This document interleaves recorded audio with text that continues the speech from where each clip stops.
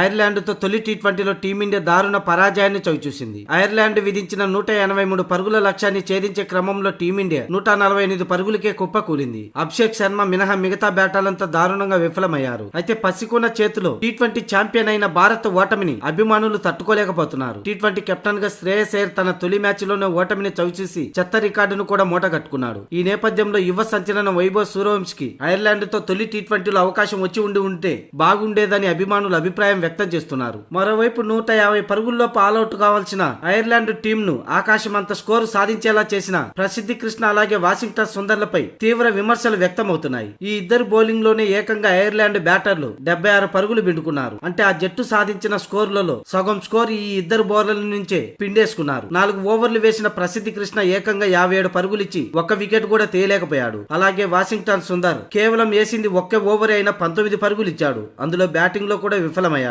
ఇటు ఈ ఇద్దరు బౌలింగ్ బ్యాటింగ్ వల్ల టీమిండియాకు ఒరిగిందేమీ లేదు. ఇదే విషయంపై మ్యాచ్ అనంతరం సునీల్ గవాస్కర్ సైతం మండిపడ్డాడు. మొదట టీమిండియా బౌలింగ్ వైఫల్యమే ఓటమికి ప్రధాన కారణమని అన్నాడు. వైభవ్ ను తీసుకుంటే బాగుండు అనుకుంటున్నారు గాని వైభవ్ లేకపోతే వరల్డ్ కప్ గెలవలేదా? మధ్య ఓవర్లలో టీమిండియా బౌలర్ల వైఫల్యం ఓటమికి ప్రధాన కారణమని అన్నాడు.